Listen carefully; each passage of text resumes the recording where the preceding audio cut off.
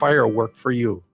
With your AM 950 weather, I'm Brett Johnson. Look for sunny skies today with a high near 84, tonight clear with a low around 66, and Wednesday sunny with a chance of thunderstorms and a high near 87. For your 4th of July celebration, stock up on fresh meats, seafoods, fruits, and vegetables at Market Fresh, Minnesota, just south of Rosedale on County Road 36, and at Shanghai International Wholesale Market, north of University on Pryor Avenue in St. Paul. Quality, variety, and great prices all in one trip. Portions of the following program may be pre-recorded.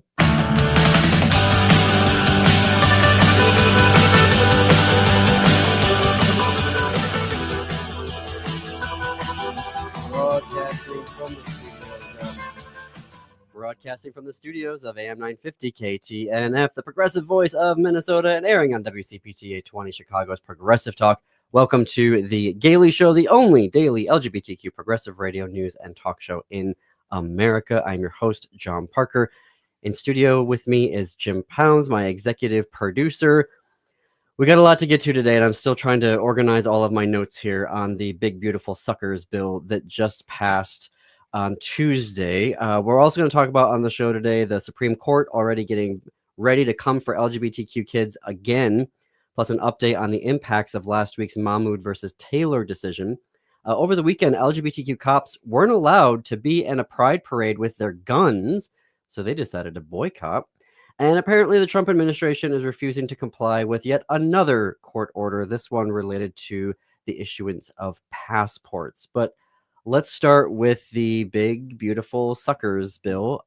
Passed Tuesday, 3 Republicans defected. So Senator Tillis in North Carolina, Senator Collins in Maine, and Senator Paul in Kentucky. That meant that the vote on the bill was 50-50, so Vice President Vance was there to break the tie. Comes in at about 940 pages. The Congressional Budget Office, their official analysis over the weekend thus far, they haven't gone through apparently everything. They said it could be higher than this. This bill will add $3.9 trillion to the national debt. Now, if I recall correctly, there was a certain party in the United States that really didn't want any more money added to the debt. It was fiscally irresponsible to add to the debt. I know. I think. Right? Wasn't that what they said? Yeah. So I wonder. So this is more fiscal irresponsibility from the Republicans, I guess. Yeah. We are looking at $4.4 trillion in tax cuts. And the Senate bill, we need to do some, because what's going to happen next is that the House on Wednesday is going to take a look at the Senate bill, and now they both need to work together to come up with the final bill to send to the president's desk for his signature. Can I just point out, I said this before, I want to just say it again. The reason that this bill was even entertained was because tariffs were going to pay for it. And of course, the tariff swindle has turned out to be a swindle and not generated any measurable income. And that's why this bill will cause $5 trillion more debt, because he doesn't understand the economy, talked about tariffs. They didn't get us anywhere, but he's going to go through with the bill anyway. So it's like buying something when you look in your checking account and say, oh, I don't have any money, and you go buy it anyway. That's how irresponsible that is. And how they're trying to pay for it as well, in addition to the tariff revenue, was through cuts. So the Senate bill is going to borrow almost $1 trillion more than the House bill as it stands right now. It also fails. This is where it's going to be tricky to see what happens on Wednesday. The Senate bill fails to comply with the House's instructions for the reconciliation process. They said that it required $2 trillion of gross spending cuts. That's what the House was asking for.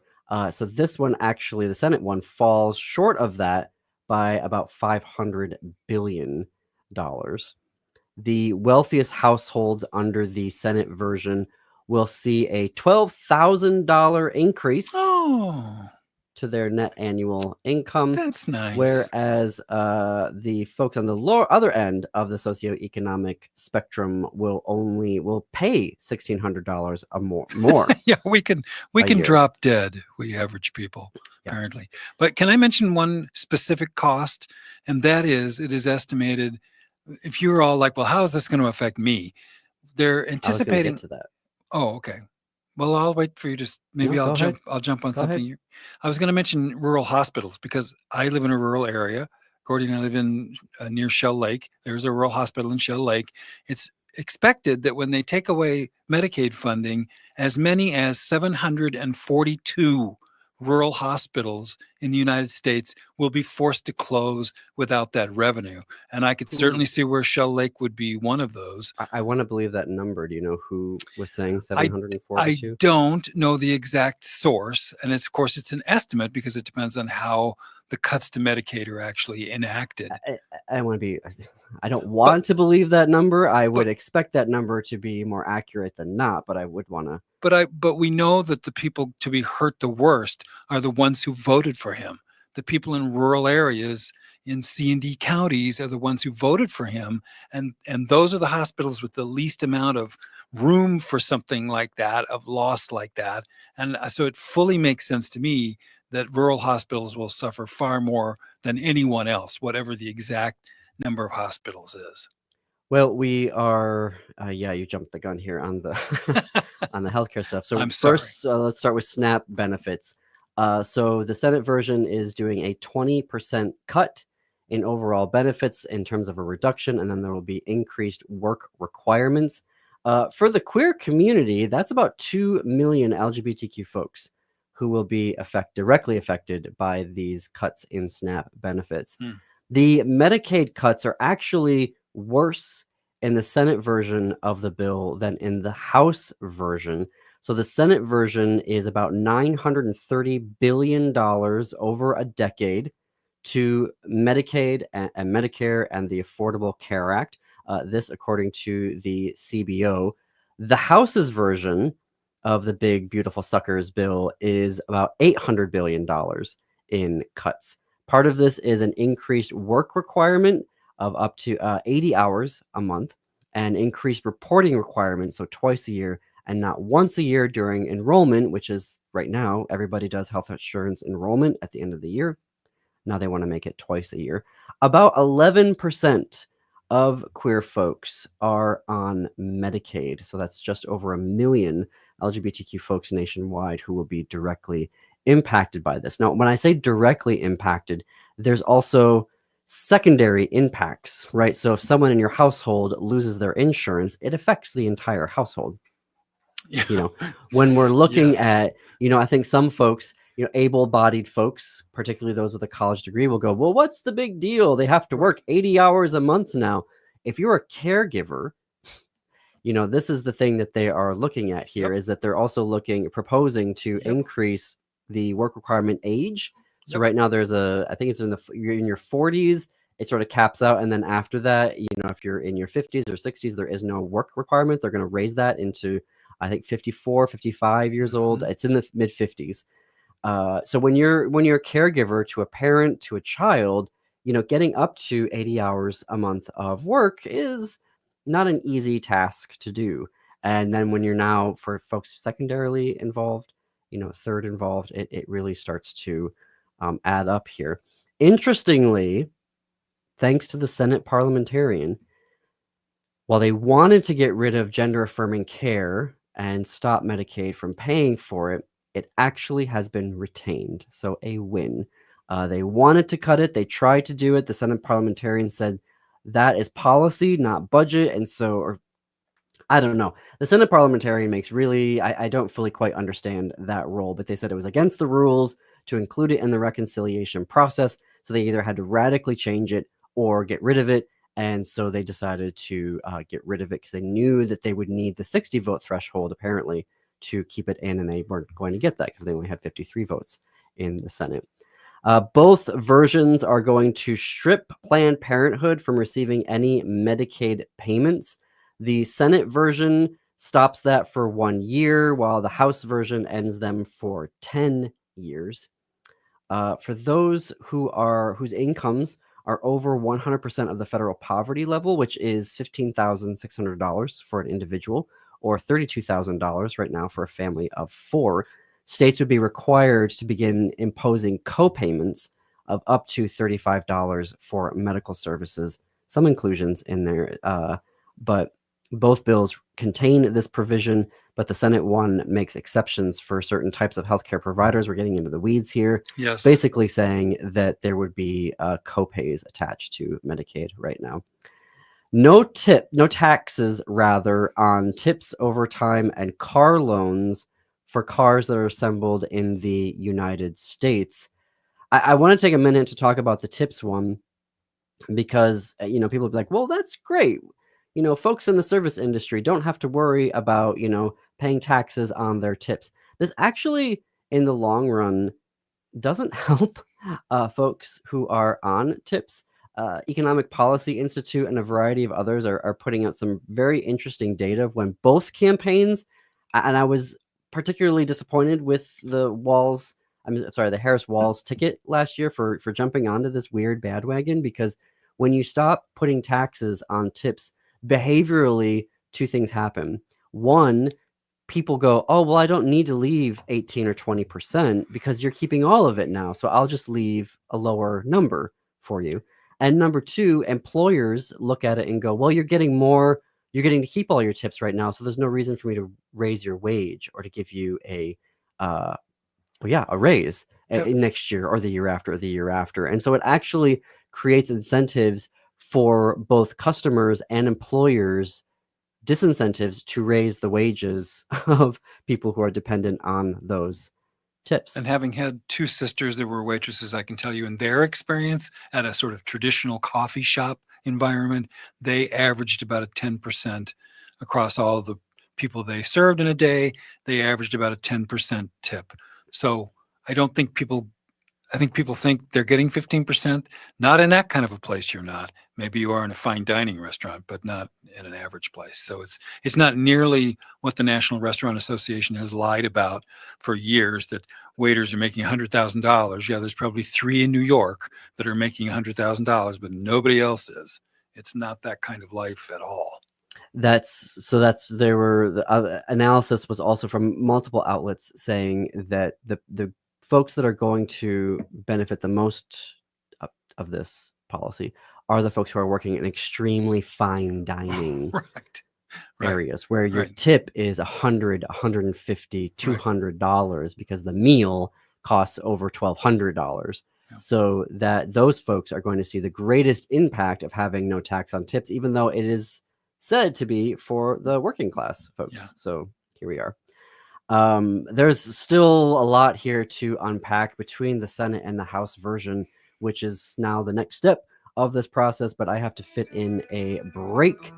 So check out more progressive news and talk at am950radio.com and heartlandsignal.com, because obviously there's going to be a lot of fallout from this bill, however it manifests. You are listening to The Gailey Show on AM 950 KTNF, the progressive voice of Minnesota, and WCPT 820, Chicago's Progressive Talk.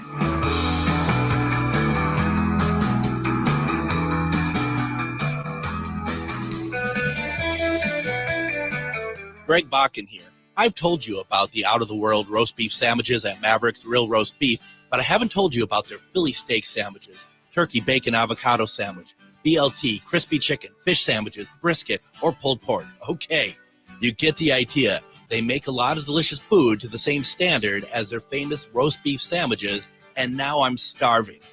I'm going to go to Maverick's Real Roast Beef off Lexington and Roseville, and you need to go too. Check out their menu at mavericksbeef.com. When was the last time you had your roof inspected for extreme weather and hail damage? This is Chad, owner of AM 950, to talk about the exterior construction company I trust, Snap Construction. If you've noticed new roofing projects in your neighborhood, your home was likely hit by hail last summer and experienced damage. Snap Construction is helping homeowners like you, and they're the roofing specialists I trust. They are the most well-reviewed contractor in the Twin Cities and have a ton of positive customer reviews from homeowners just like you.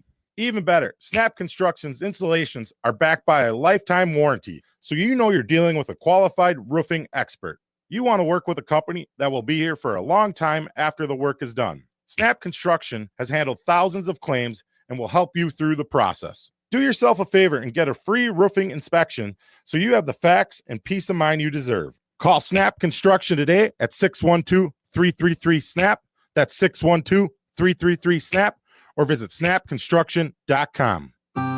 Woodland Stoves and Fireplaces is having their annual sale for the entire month of July. All of their indoor and outdoor fireplace products and accessories are at the lowest price of the year. Did you know that now there's also a 30% federal tax credit when you install an efficient wood heating stove or fireplace? At Woodland Stoves and Fireplaces, we can explain and show you the many options. We have the Twin Cities' widest selection of wood-burning stoves and fireplaces. I love my wood stove. We enjoy the sense of well-being we get by cutting and splitting wood to warm our home. Wood is our choice, but you may have other choices at Woodland Stoves and Fireplaces. Whether transforming an existing fireplace or adding something new, a clean-burning wood, gas, or electric fire can have you sitting pretty and cozy by the fire. Visit Woodland Stoves and Fireplaces at Riverside and East Franklin Avenue in Minneapolis or at woodlandstoves.com. Woodland Stoves and Fireplaces, since 1977, out of the ordinary products and services to make fire work for you. End-of-life decisions are not easy to make. Hi, I'm Mary T. of Mary T. Hospice Care. It's important to make sure that this difficult time is meaningful and comforting to you and your loved ones. Our hospice team provides an individualized program of physical, emotional, spiritual, and practical care so your loved one is comfortable and not in pain. At Mary T. Hospice, we understand that choosing the right hospice care provider can be overwhelming, but we're here to assist you. Learn more today at marytinc.com.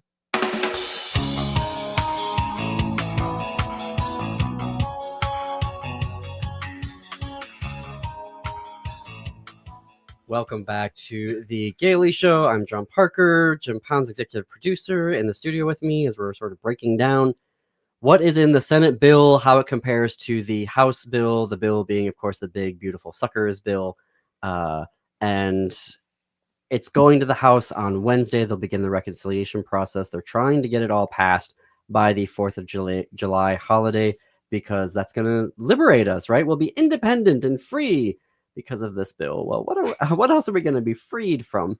You were talking about rural counties, Jim, and there's some interesting data.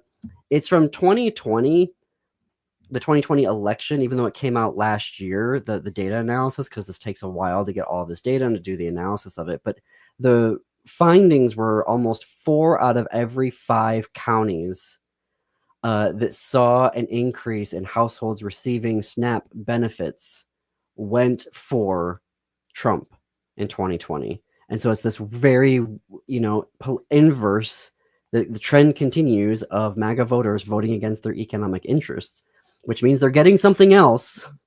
But right now, what's going to be taken away from them? They're going to be liberated from their SNAP benefits, and they're going to be liberated from Medicaid. And Medicaid, to your point earlier, Jim, is not just going to be their personal health insurance that they have in their household. It is also going to affect closure of hospitals and clinics. And you did find that source that over 700 hospitals in the country will be affected by this. Well, and it's always, how do you say that? It masks the truth unintentionally when we talk about SNAP benefits. They're going to be losing food.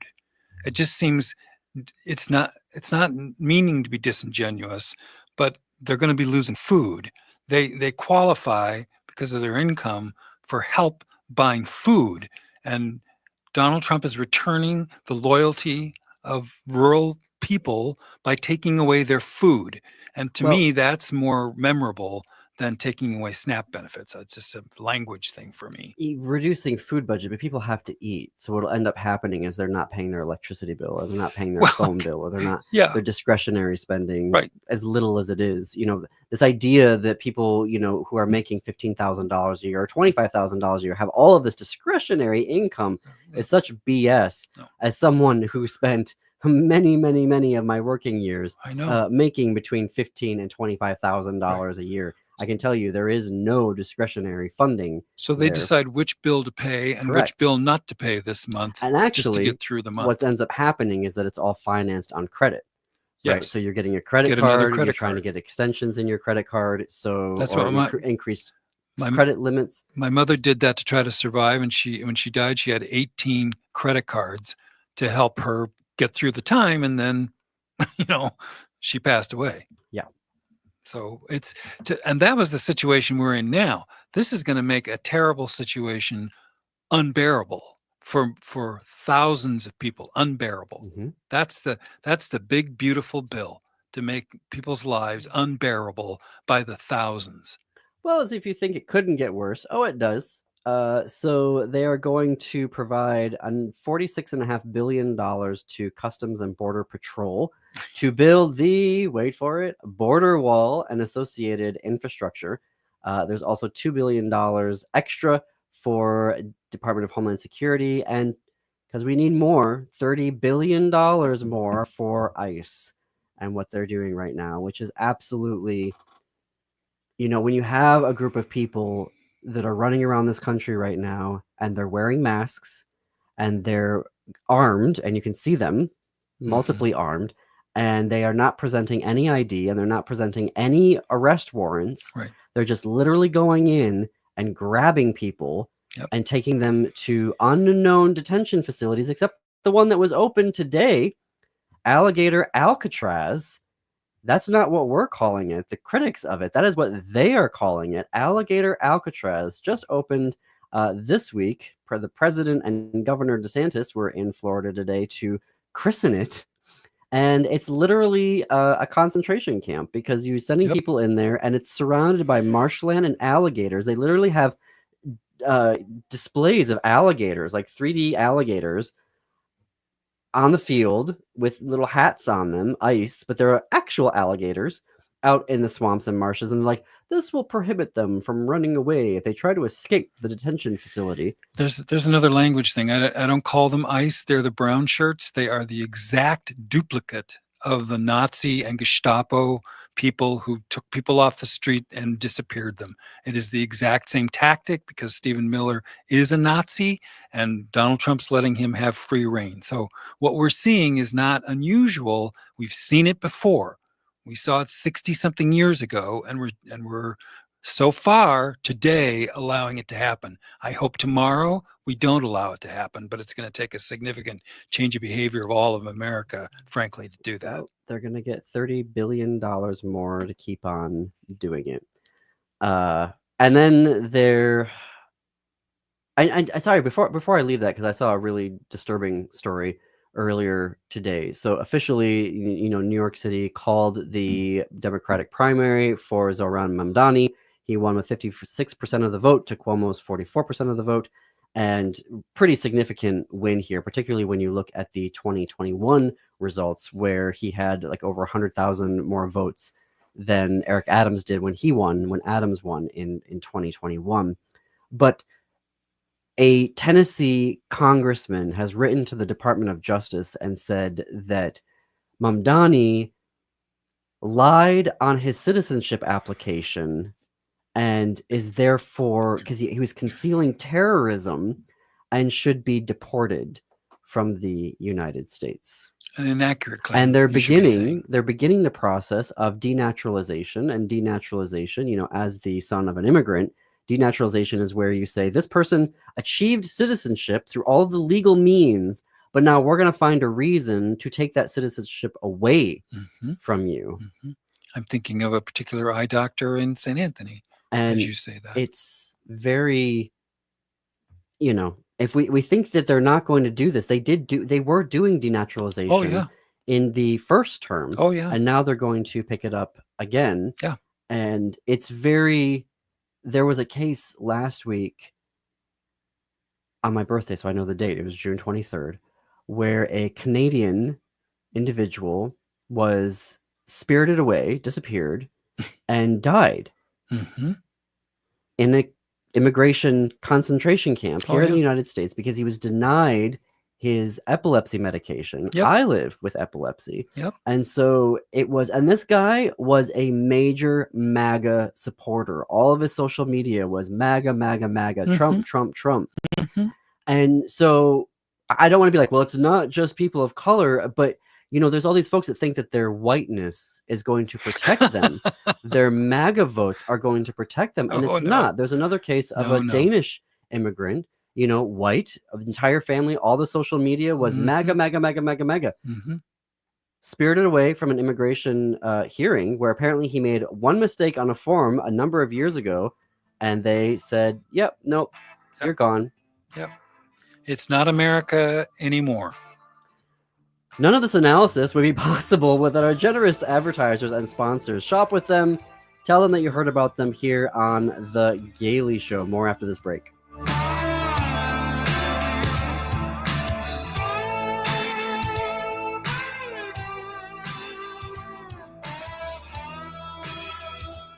Hello, Minnesota. This is Tom Hartman, and you can catch me every weekday from 11 to 2 right here on AM 950, the progressive voice of Minnesota. It's smart radio for smart people.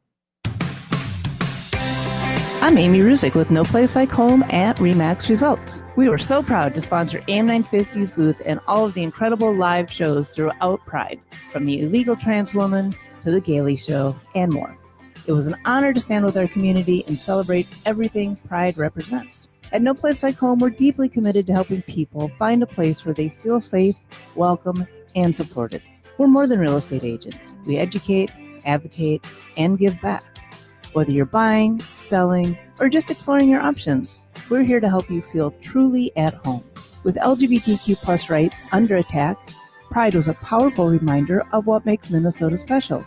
We're proud to help people find a place where they truly belong. Thanks for celebrating with us.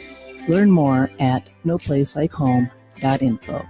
At No Place Like Home, we work hard for our clients while serving the community we love. Hi, Penny here from Nightingale in Minneapolis. Exciting news. During the warmer months, we're extending our charm to the patio. Imagine savoring your favorite dishes outside, surrounded by the lively energy of South Minneapolis near 26th and Lindale. And guess what? Nightingale's patio is not just a dining space. It's also dog-friendly. Craft cocktails, curated wines, and half-price bottles of wine on Mondays are still part of the deal. Open daily 5 p.m. to 1 a.m. with a full menu until midnight. Join us at Nightingale where good times and great flavors come together. Turn to Auto Technical with your vehicle donation. Even though Auto Technical is a small nonprofit, we have helped more families with transportation than any organization in Minnesota. Since '94, we have reconditioned donated vehicles so they have a higher tax benefit. Call Richard at 612-919-5526, 612-919-5526, or autotech.org. Your heart beats for generations. Take care of it. There's a lot that we can do to take care of ourselves. And so I think it's important to take the smaller steps and break it down into more manageable pieces, because the little steps leads to big changes. Every beat of your heart tells a story of love, resilience, and hope. For Indigenous women, taking care of your heart means creating more moments with the ones you cherish. Let's protect that story. Learn more at hennepin.us/heart-beats. With your AM 950 weather, I'm Brett Johnson. Look for sunny skies today with a high near 84. Tonight, clear with a low around 66. And Wednesday, sunny with a chance of thunderstorms and a high near 87. Celebrate the 4th of July with the freshest ingredients in town. There's Market Fresh Minnesota, located just south of Rosedale on County Road 36, and Shanghai International Wholesale Market, located north of University on Pryor Avenue. They have everything you need: meat, seafood, fruits, and vegetables, all at great prices for your holiday cookout. AM 950 KTNF, St. Louis Park, Minneapolis, St. Paul.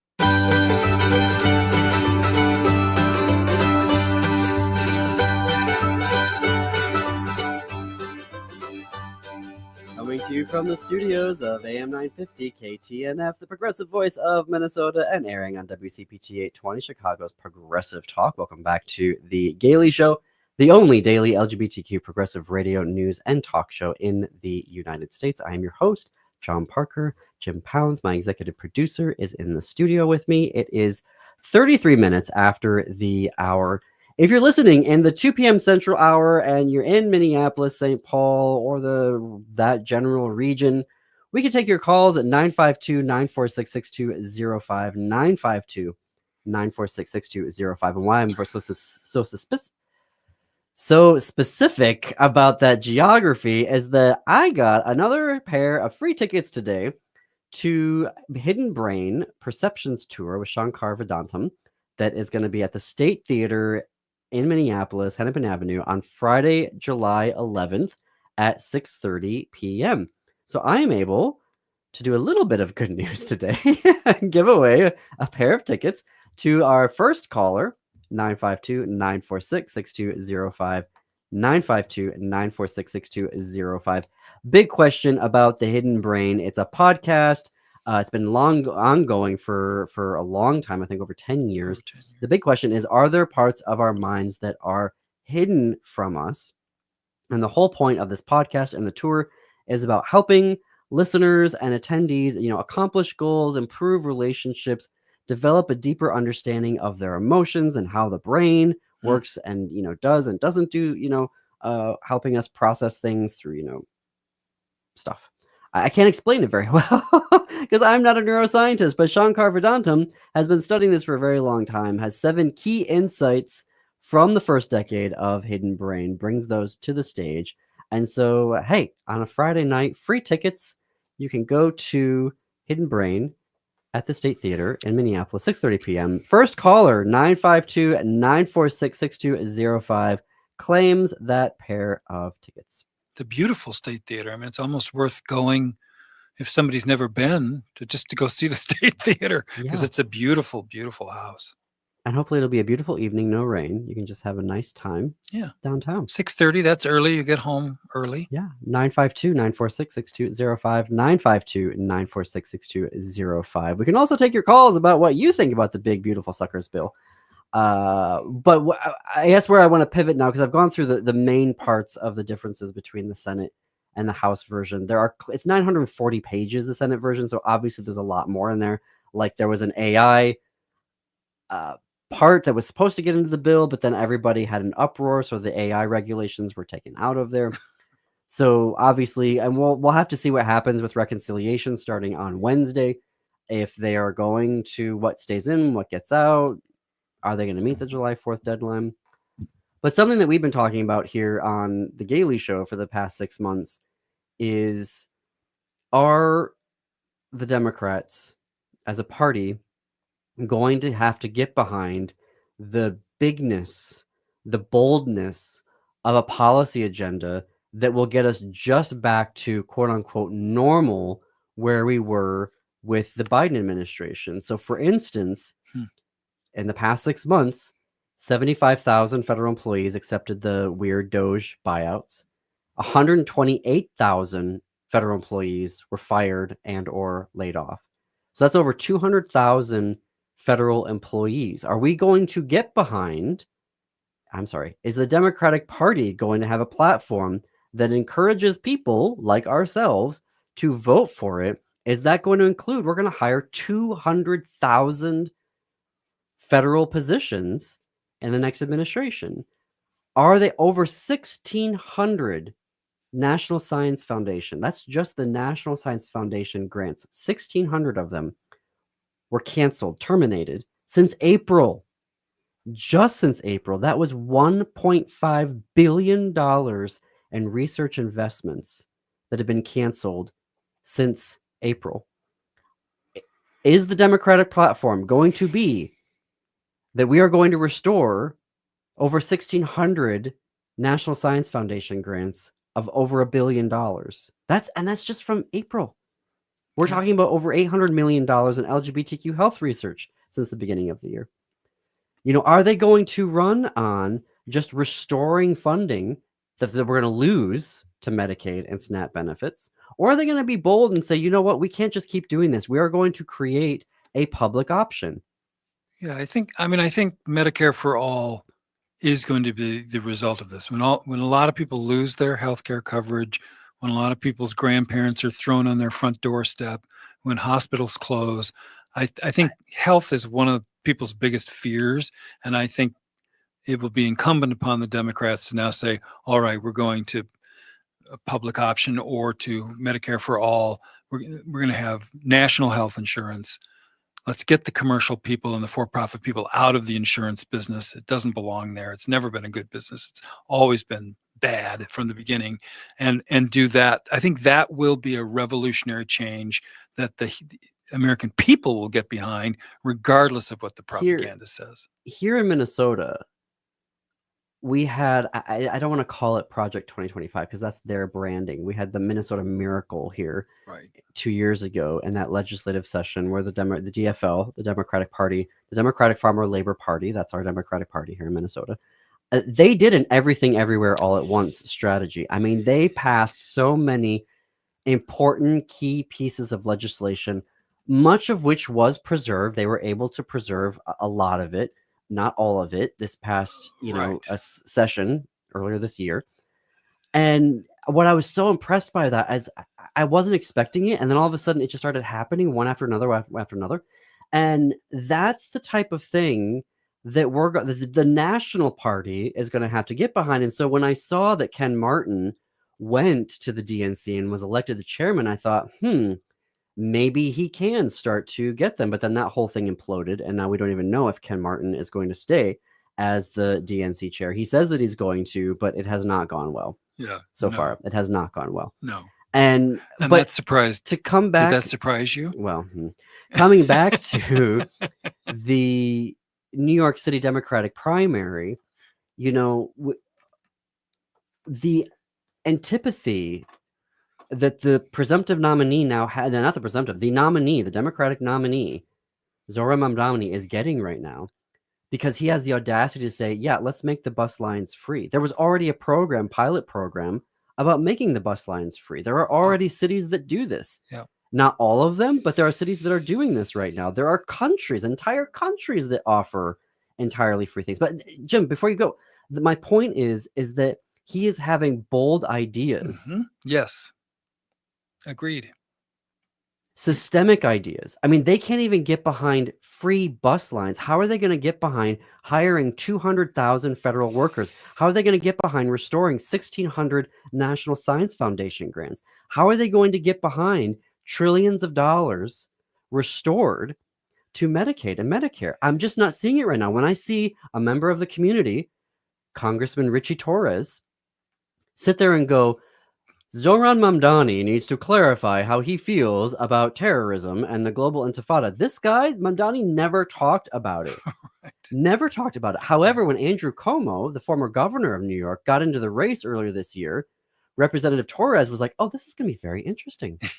I think that'll be very interesting. I would want to talk to him sooner rather than later if he does throw his hat in the ring. And I'm like, wait a minute. But if he is going to sit there and say that the Democratic nominee now has to clarify on something that he's never said, but Representative Torres didn't say, you know what? Governor Cuomo is going to have to talk about how he's not going to sexually assault women because over a dozen of them legitimately credibly claimed that he did that to them while he was governor. That Representative Torres was like, well, he's not going to have to clarify how he's going to handle nursing homes and how that won't happen again under his administration, where there was huge issues at that. So for me, I'm like, where is this going to go here? Well, it's disingenuous. You're right on Richie Torres' part, but I think we're going to have some, and you and I have had this argument before, some priorities, because some things are more important than other things. In other words, I would say trying to help the environment, which is going to be very nearly decimated by this administration to the point where I don't know that it can recover, but we'd better try. It might be more important than getting Pell Grants to kids that can't go to college, which will be tragic, but the environment might be more important than Pell Grants, or healthcare might be more important than helping small businesses. I don't know what those things are. This is my problem, is that you want to look at it as individual piecemeal policies, and a lot of people want to vote and think, and the Democratic establishment wants you to think this too. I'll give you a policy. I'll give you a policy. I'll give you a policy. And sometimes those policies will not make sense together as a coherent whole. And that's the problem I think that we have here, is that I want to vote for a value system. I don't want to vote for the policy that you're giving me right now, because sometimes the policy you're giving me does not make any sense with the other things that are happening over here, and they will counteract with each other. And the MAGA movement is coherent. It is a coherent worldview. It doesn't make any sense to me. It does not make any sense to me why people who are making $15,000 a year and are on Medicaid and SNAP benefits will go, yes, please take that away from me so I can stop one trans girl from playing basketball in Iowa. Thank you very much. Right. Like, it doesn't make any sense to me, but they are all on board with it. But the Democrats in Minnesota did it with individual pieces of legislation. But And it that's was the part smart of a one Minnesota. That's the smart way to do it, because what the Republicans are doing now is throwing everything into a bag, and literally Republicans are admitting they don't know what's in there.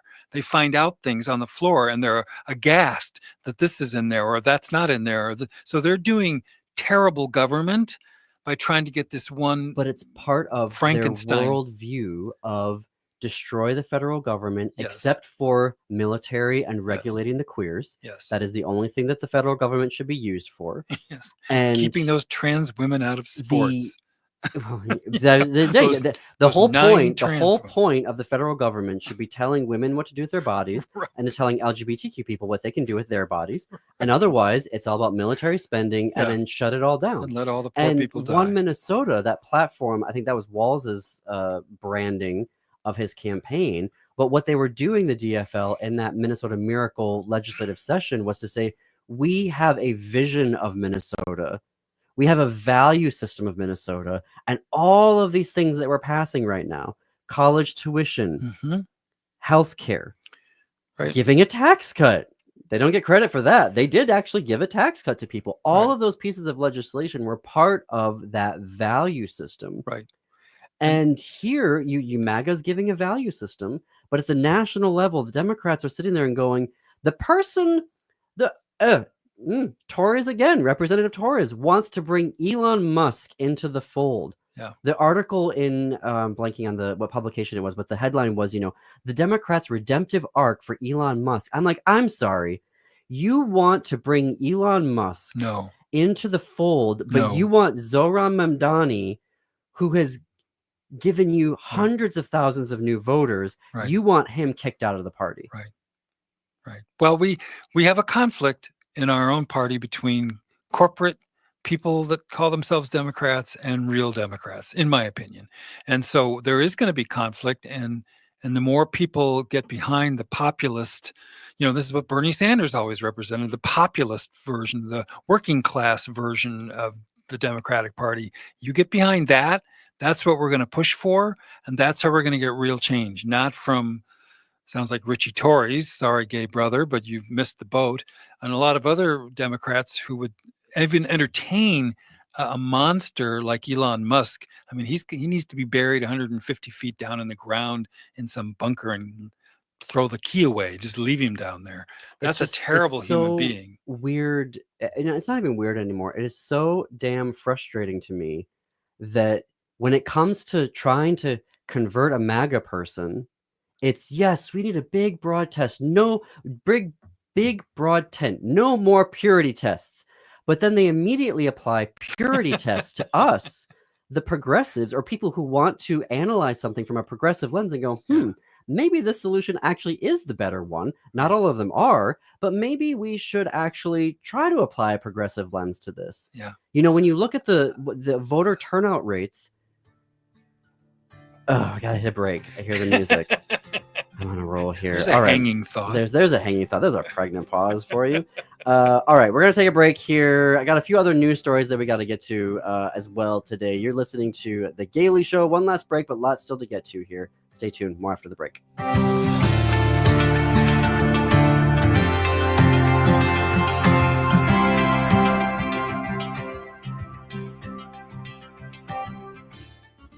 Cafe Latte offers made-from-scratch soups, salads, sandwiches, and mouth-watering desserts. So come check out their pizza and wine bar, or get a treat from the bakery made fresh daily. Plus, you can still do online ordering and takeout, along with gift cards. Just go to cafelatte.com and choose from their ever-changing selection of award-winning salads, sandwiches, and soups. Cafe Latte is located off Victoria and Grand and online at cafelatte.com. Turn to Auto Technical with your vehicle donation. We have families waiting for a car. Over 85% of unemployed are successful in finding and keeping a job if they have dependable transportation. A car plus a job equals a life changed. 612-919-5526. We have families waiting for a car. 919-5526 or autotech.org. I'm Rachel Schroman, owner of Schroman Law, and I believe you deserve information. Our firm offers free quarterly estate planning seminars at our office in St. Paul. At these seminars, you can learn the basics of estate planning from an attorney to help you determine which estate planning documents will meet your needs and goals in an efficient and cost-effective manner. You can learn more and register at our website, schromenlaw.com/events. That's SCHROMEN law.com/events. July is the annual store-wide sale at Woodland Stoves and Fireplaces. Come see our diverse selection of wood, gas, or electric fireplace products for indoor and outdoor living. And right now, Woodland Stoves and Fireplaces can assure you the best price of the season on every product in the store. Let Woodland Stoves and Fireplaces help you choose and experience the joy of sitting by a fire. Summer is a great time to install your fireplace. You can find your perfect fireplace and have it installed and ready before the cold weather hits again. If you already have a wood fireplace, consider a fireplace insert. Come and see the entire selection at Woodland Stoves and Fireplaces on East Franklin and Riverside in Minneapolis. They will create a fireplace that works for you. Efficient, clean burning, and environmentally smart. Woodland Stoves and Fireplaces, since 1977, out of the ordinary products and services to make fire work for you. End-of-life decisions are not easy to make. Hi, I'm Mary T. of Mary T. Hospice Care. It's important to make sure that this difficult time is meaningful and comforting to you and your loved ones. Our hospice team provides an individualized program of physical, emotional, spiritual, and practical care so your loved one is comfortable and not in pain. At Mary T. Hospice, we understand that choosing the right hospice care provider can be overwhelming, but we're here to assist you. Learn more today at marytinc.com.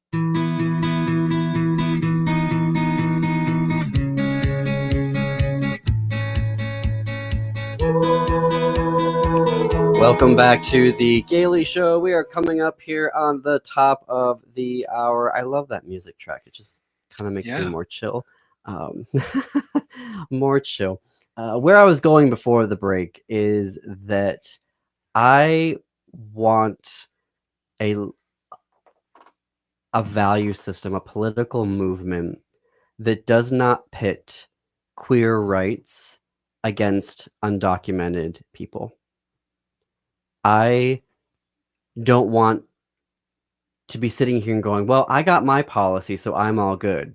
But then everybody else around me is like, no, I don't want that. I don't want folks in the queer community to be going, yeah, I don't really have a position about undocumented people. I mean, they should have just came here legally, right? Like, I don't want that. I don't want that. You know, I don't want queer folks to be sitting here and going, yes, we should have asylum for people who are LGBTQ in Russia and in Chechnya, but I don't know if I want asylum for any other cases. Like, I want a coherent asylee policy, and not just policy. I want a movement on the left that brings all of this together as a movement and not constantly stabbed in the back. And I don't know. It's really easy for me to be here part of the chattering class and to pontificate about all of it, but I feel like there are models to look at.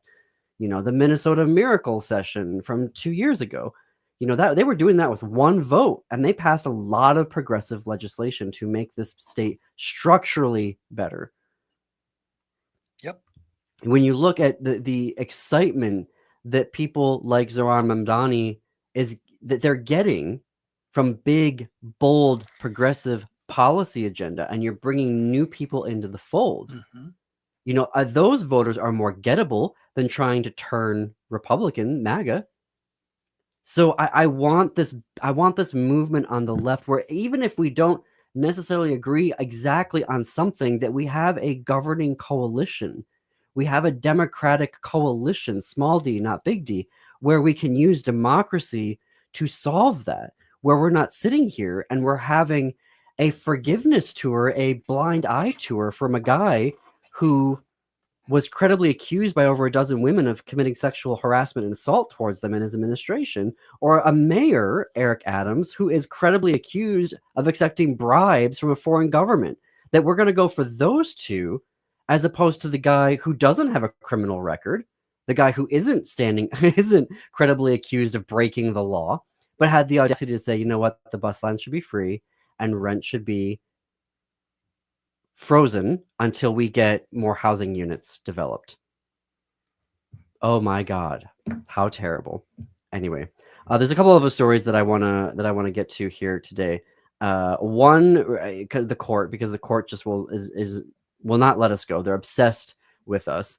So the Supreme Court has taken up the case for next term, Childs versus Salazar. Not Childs, Chiles. And in this, they are going to try to overturn bans in various states that those states have against conversion therapy. And they're trying to do it under a First Amendment speech issue, saying that you cannot ban a medical professional from giving bad medical advice or treatments because you're then violating their First Amendment speech, which would then mean you would get rid of all these bans on conversion therapy and ostensibly on a lot of bad medical advice. So we know that conversion therapy doesn't work. If you think that a medical provider can change someone's sexuality, we would know all about it, and not a single queer person would exist, because frankly, at 12 years old, we would have all done it and we would be done with this, because at 12 years old, you'd rather just be straight and cis than have to deal with all of this nonsense. Well, we know conversion therapy is cruelty. Well, yes, it's cruelty. Of course we know it's that. It's a form of abuse, which is different. It is a form of abuse. And no credible medical professional is going to offer it, because they know now, after 40, 50 years of actual studying it, that it doesn't work. The only folks that are going to do it are, Jim, to your point, the people that are going to be cruel, right, that are going to be abusive. Those are the ones that are going to do it. That's why they're trying to, on free speech grounds. I wanted to give an update on the Mahmoud versus Taylor case from last week. There was a Q&A with Don Herzog at the University of Michigan Law School blog. Professor Herzog is the Edson R. Sunderland Professor of Law, and he had a really sobering comment to them about the impacts of this ruling. And the ruling is that faith leaders and parents can pull their kids out of classrooms and essentially do a veto of any LGBTQ curriculum, saying, if you're going to teach that, I'm going to pull my kids out of this classroom. And, Professor Herzog said, I'm going to quote him here from that blog, "Suppose that you are a prudently litigation-averse lawyer advising a public school board. I'm afraid the prudent thing for you to do is to advise, get all of the LGBTQ plus stuff out of the schools pronto." Can I just throw another alternative? What if you got all the religious families out of the schools and said, you go somewhere else? Take your objection and go somewhere else.